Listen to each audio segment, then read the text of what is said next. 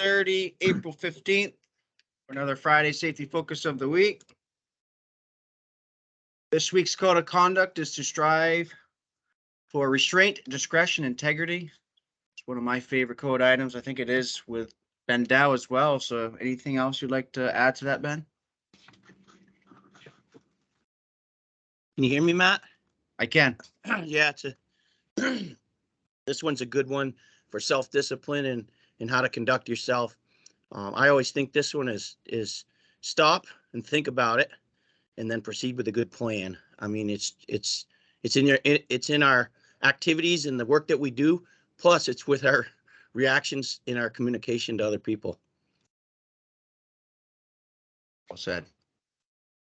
Safety news this week, another 7 days without a recordable. Excellent job. Let's keep it going as our hazards are becoming more and more prevalent with the amount of sites that we're moving to. But again, it starts with a good JHA, good morning briefing, communication, game plan, hazards, and how we're going to control those hazards. Let's keep up the good work. The system's working. Let's just keep working the system. With that said, I'm going to pass it over to Ken for the corporate announcements. I'm trying to get Amy with PT 360 on for our back injury prevention topic. But so Ken, take it away. Okay.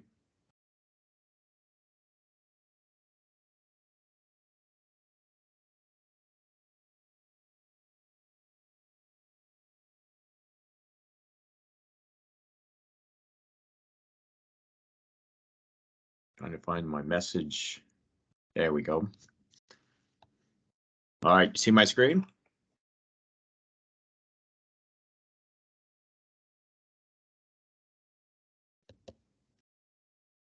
Y'all set? Do you see my screen? Ben, do you see my screen? Yeah, Yep, we see it. Yes. We got it. Okay, sounds good. Sorry, I was muted. Yep, no problem. So announcements. Hey, it's the Easter weekend. Holy cow.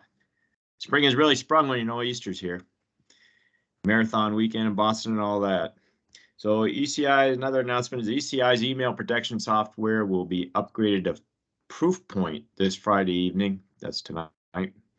And the old Barracuda system will be phased out. So call Ben Dow if you have any questions. I'm pretty certain we can still retrieve things from the Barracuda systems for some time after this. And Morgan Stanley meetings are coming up here. They're for all the new 401k participants. They'll be held on the 25th and 26th of April. You need to check with accounting if you're a new sign-up person for the 401k. Sessions will be done by Zoom, and you need to sign up by next week so we can get a good head count there. And it's important that you get signed up. Shouldn't take long. We'll help coordinate with a computer and everything in the safety department. And that way you can get advised on, what funds and how much to take out, whatever you need to do. And it's a sign up thing. This is new. You haven't, everyone who's going to be participating or needs to participate is new to the plan. And we talk about this now on a weekly basis, and we'll get to that later in the announcements.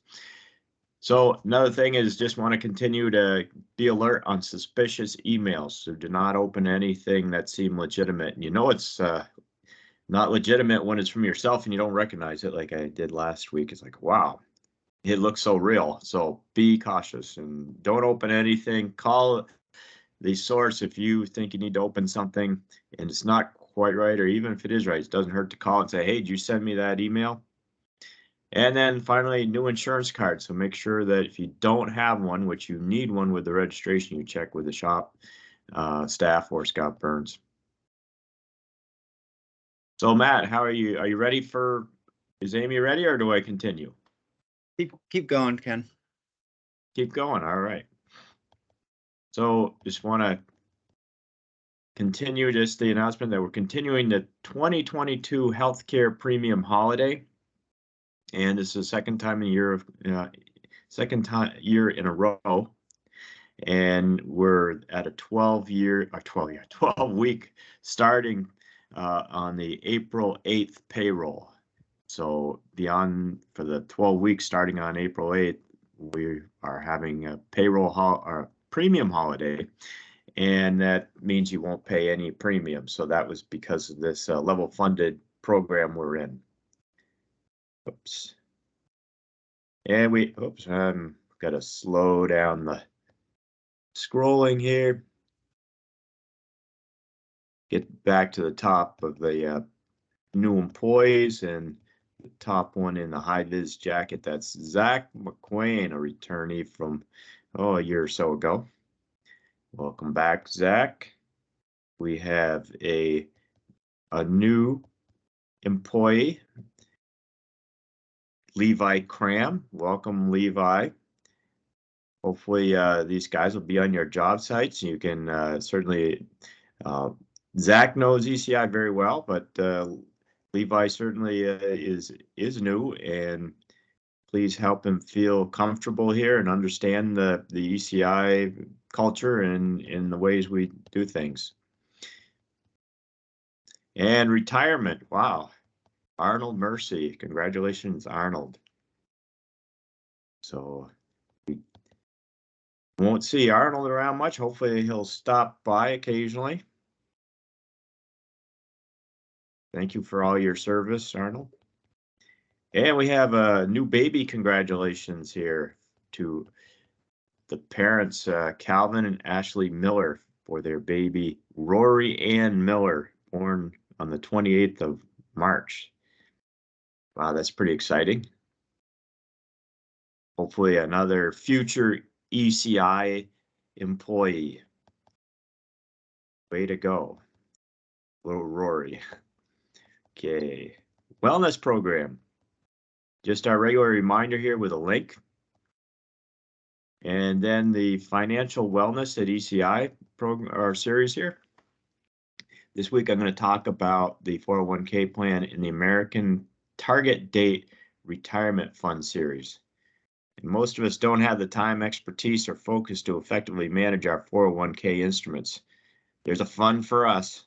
The American Target Date Retirement Series is available in our plan. And these funds are designed and managed for a retirement date in mind specific to each participant. The fund portfolio is automatically adjusted to a more conservative balance as you age closer to your retirement date. American offers this as a refers to this as a glide path, and it's depicted in this chart just below here. This came from their website, and the link is there. As you can see, the funds are designed to change the portfolio mix from the more aggressive, that's on the left side where it says age 20, to a more moderate in the middle, and then a more conservative investment strategy as the funds get closer to your age. So the date, you would pick a date like a 2035 or the 5-year increments to 2030 or something, and it automatically adjusts to the kind of a mix of different stocks and fixed income funds in just a variety of anywhere from more conservative like the fixed income down to the more aggressive as the growth funds, so that there's a balance. And as you get older, closer to retirement, you're more conservative. And the investor does nothing while the fund just adjusts automatically as years go by, which takes all the effort out. So there's several other funds available, and we'll talk about those in the coming weeks. But the retirement series are by far the most popular, and we have about 61% of the plan's total investment dollars in these funds that people select, because it's a simple, easy way to invest in and stay kind of fluid in a way that is kind of adjusting to your age and your target retirement date.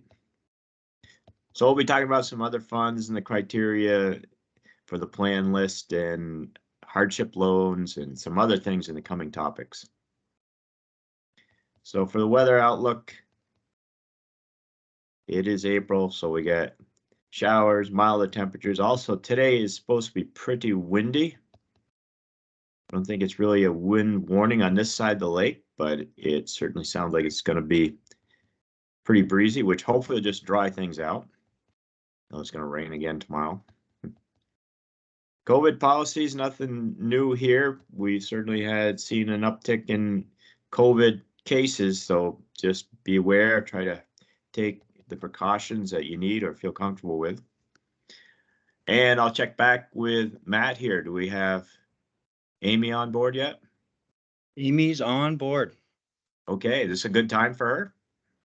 I believe so. Yeah. Amy, if you want to take over the controls and start off our back injury prevention series, that'd be great. Yeah, good morning. Sorry about that. Some Oh, no issues problem. signing on to Teams this morning. All right, let's see if I can share my screen here.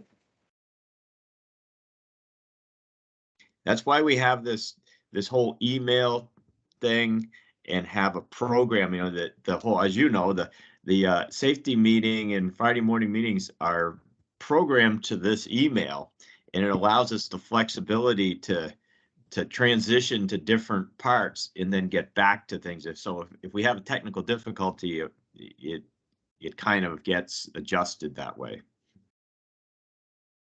All right, so now here we go. Share screen. Let's see. There we go. Perfect. All right, so we're going to talk about back pain again. I feel like this is something I talk about a lot, but there's a reason for it. It's one of the most expensive healthcare problems in the US.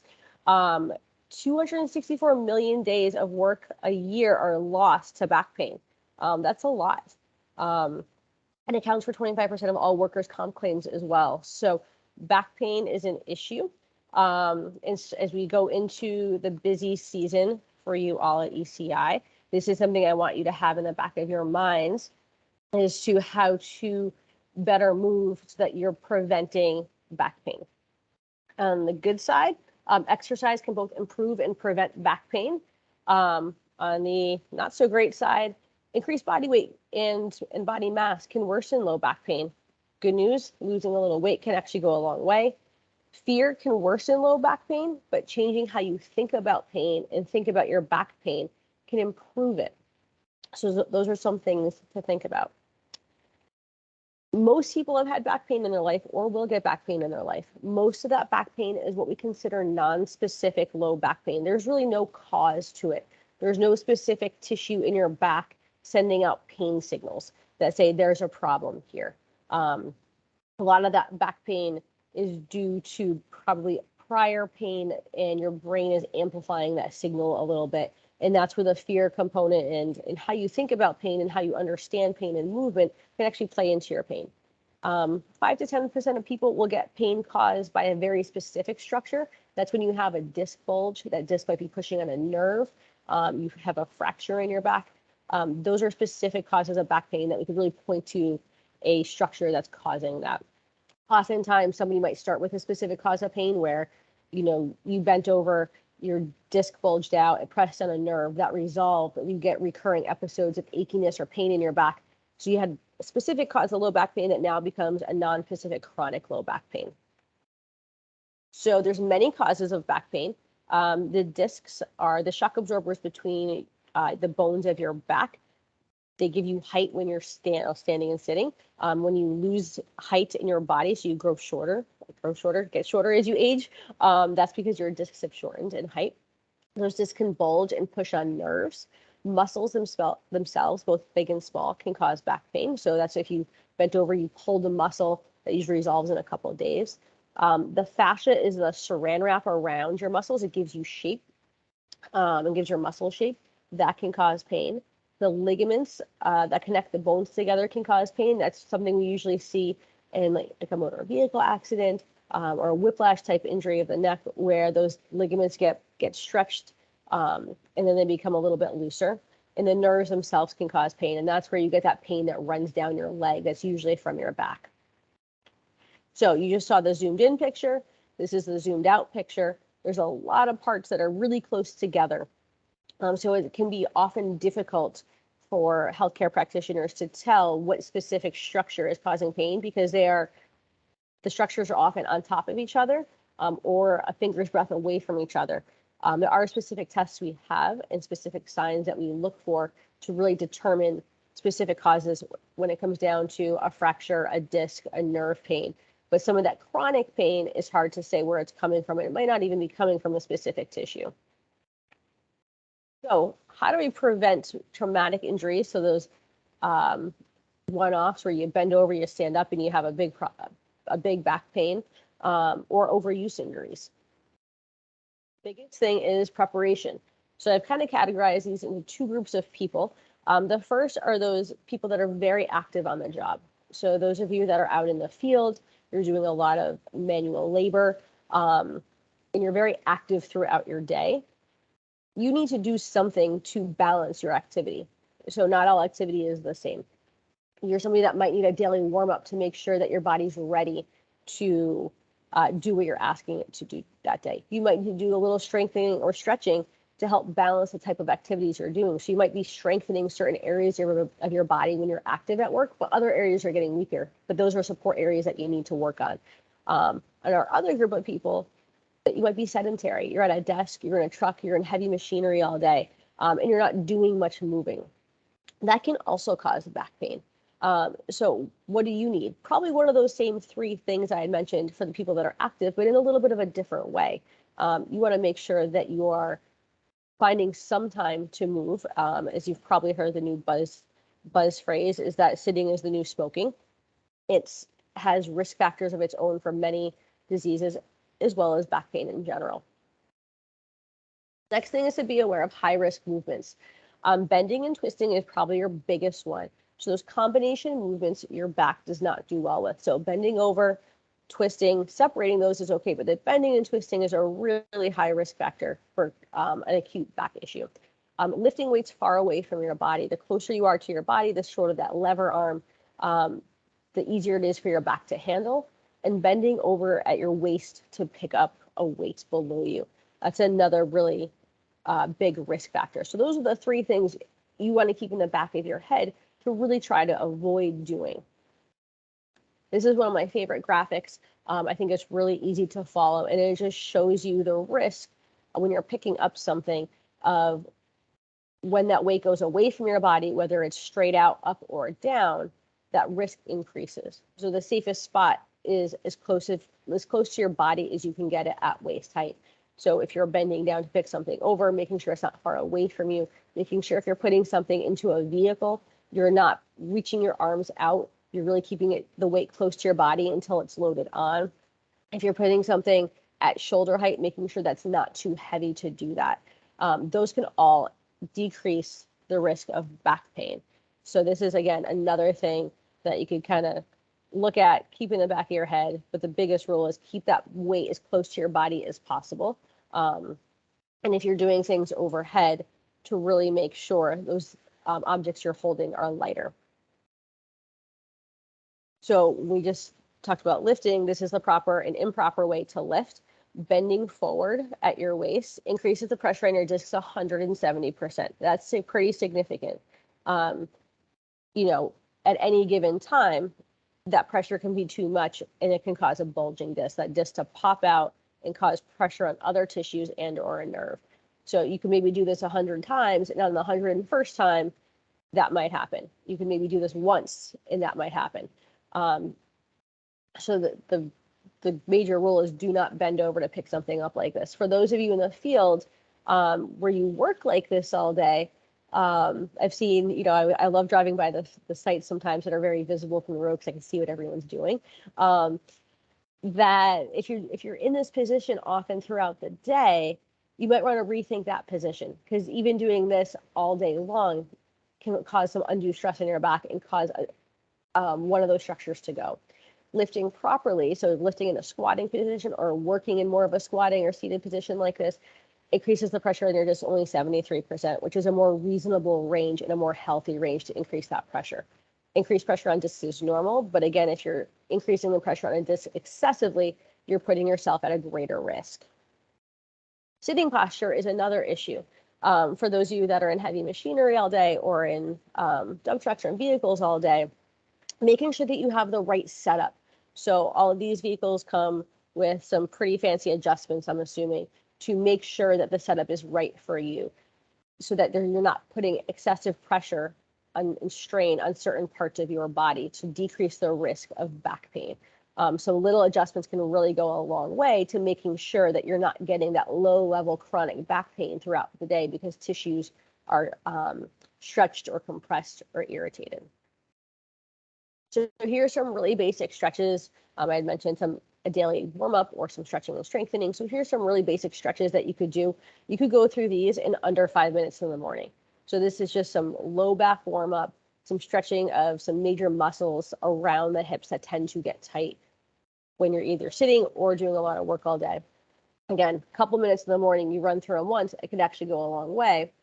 And then looking at strengthening, same thing with these 4 exercises. Some really basic core, hip, and lower body exercises. Again, you could use them as a warm-up. Do them once, you get 5 minutes, you have 10 minutes total of a stretching and strengthening program that you could do daily. Or you can make any of these into a strength program where you do them a couple times a week and really add some weight in to make sure you're supporting your body. Both ways are appropriate. It really depends on what your specific need is based on what your job is. But the goal is to prepare yourself for the job that you're doing, whether it's sitting or being very active, to help prevent low back pain. And to keep some of those rules in the back of your mind as to how to lift and how to move to reduce your risk. And that's all I've got for today. Thank you, Amy. Very informative. Get my stretching done right after this before I start the day. I got a question, Amy. How do you know if your particular job requires some kind of back bracing if you're doing a lot of lifting? That's a good question, like an actual back brace. Yeah, well, those ones that kind of float on your waist or above your waist. Yeah, that's a good question. There's been a lot of research on that, and it's actually quite inconclusive. Some research says that it's not helping you, it just kind of hinders you. Some research says, yes, it's actually necessary to make sure you are getting some support, especially if you're not supported. For me, I don't mind bracing in the short term.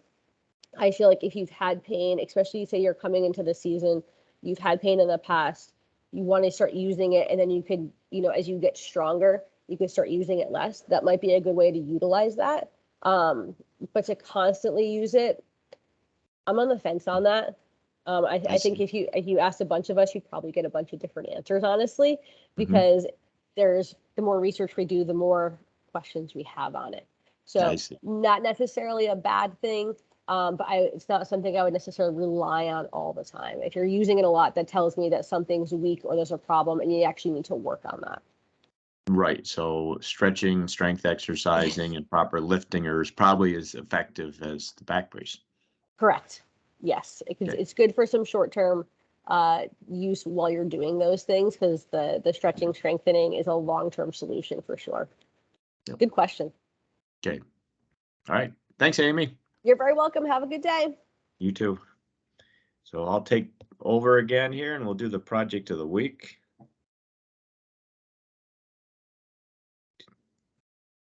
Windows.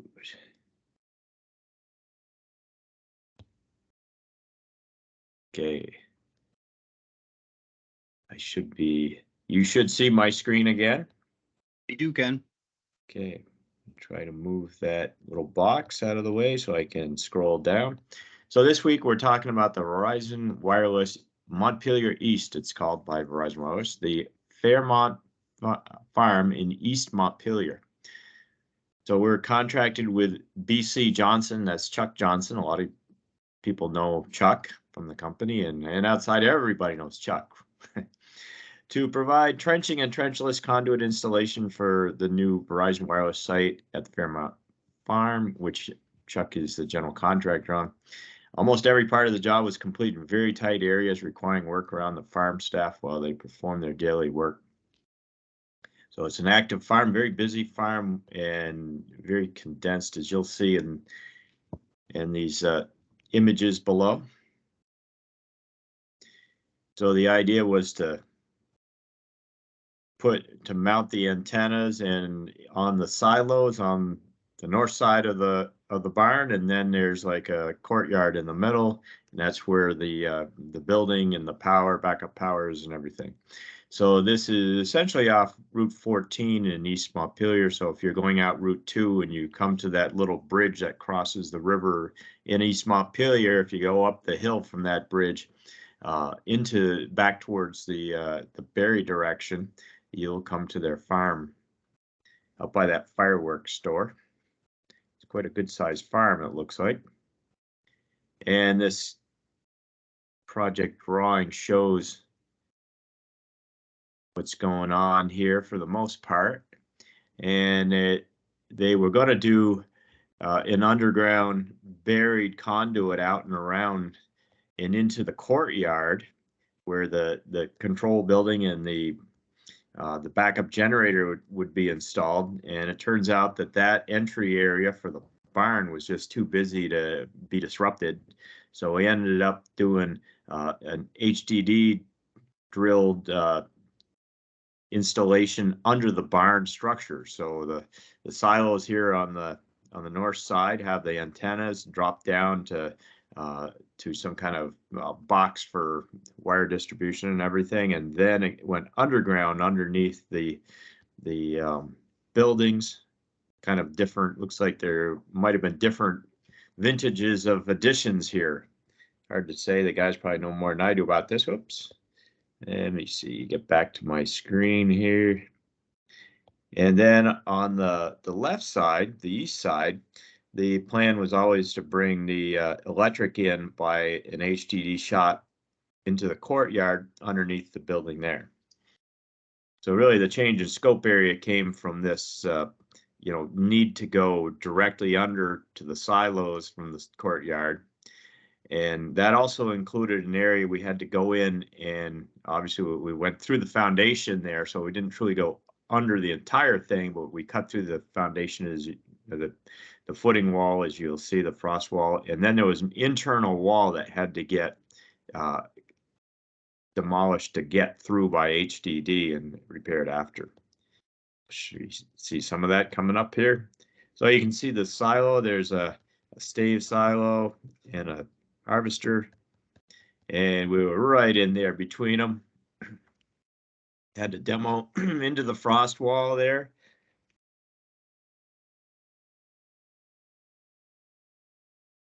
Of course, they're pretty thick slabs with the silos and everything. Trying to scroll down a little faster, but if I don't go slow, it'll pop too far. And then this is the opposite side inside the courtyard.